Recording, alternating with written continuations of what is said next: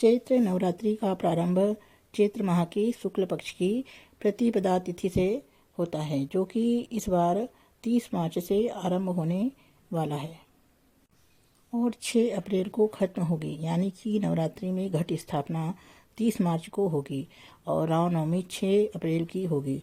नवरात्रि का आरंभ इस बार रविवार से होगा, इसीलिए इस बार माँ दुर्गा हाथी पर सवार होकर आएंगी।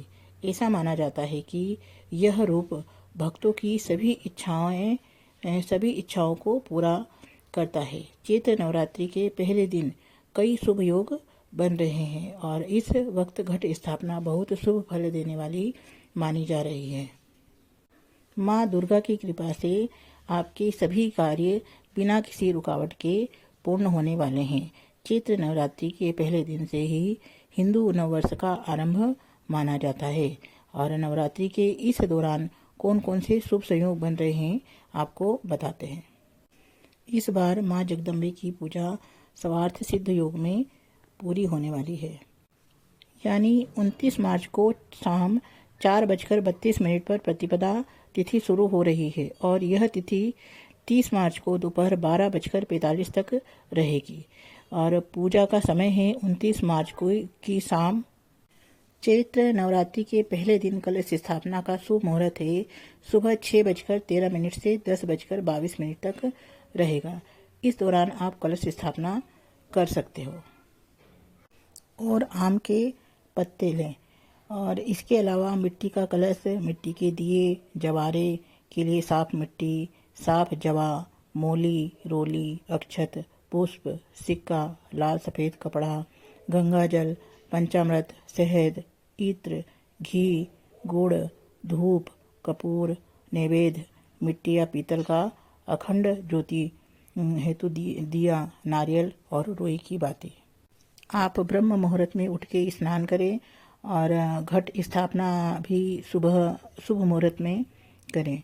इसके लिए आपको मिट्टी के कलश में आपको रोली लपेटें और कलश के अंदर जल भरें। उसके अंदर हल्दी, 1 चुटकी हल्दी, अक्षत के 5 दाने, 1 सिक्का, अगर सिक्का नहीं है तो चांदी का सिक्का चलेगा, सिंपल सिक्का भी चलेगा। फिर उसमें 2 इलायची डालें आप, 5 फूल वाले लौंग डालें, 1 चुटकी कंकु डालें और गंगा जल डालकर उसके ऊपर नारियल स्थापित करें और नारियल के ऊपर नारियल को आप लाल कपड़े में लपेट कर उसे रोली से अच्छी तरह से बांध दें।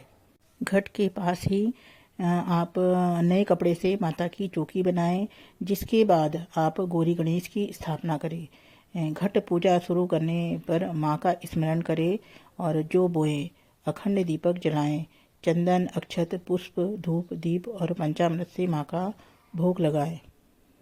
नवरात्रि में कलश के सामने मिट्टी के पात्र में जो बोए जाते हैं, मान्यता है कि सृष्टि के आरंभ में जो सबसे पहली फसल थी, इसीलिए इसे पूर्ण फसल कहा गया है। इसमें जवारे बोए जाते हैं। घट पर रोली और चंदन से स्वास्तिक बनाएं। अब आप कलश और घट की पूजा करें। फल, मिठाई, प्रसाद आदि घट के आसपास रखें। इसके बाद आप गणेश वंदना करें, फिर देवी का आह्वान करें।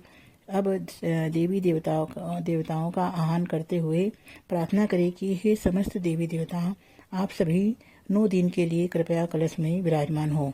आह्वान करने के बाद में मानते हैं कि सभी देवी देवतागण कलश में विराजमान हो जाते हैं और कलश की पूजा करें, कलश को टीका करें, अक्षत चढ़ाएं, फूल माला अर्पित करें, इत्र अर्पित करें, नैवेद्य फल यानी फल, मिठाई आदि अर्पित करें। आपने जो कलश रखा है उसके नीचे चावल या तो आप गेहूं रखें, उसके ऊपर 1 रुपये का सिक्का रखें, उसके ऊपर फिर कलश स्थापित करें। ऐसे ही आपको दीपक के ऊपर भी दीपक के नीचे चावल रखना है, 1 रुपये का सिक्का रखना है और उसके ऊपर दीपक स्थापित करें और दीपक को एक प्लेट रख ले ताकि तेल वगैरह गिरे तो उस प्लेट में आ जाए।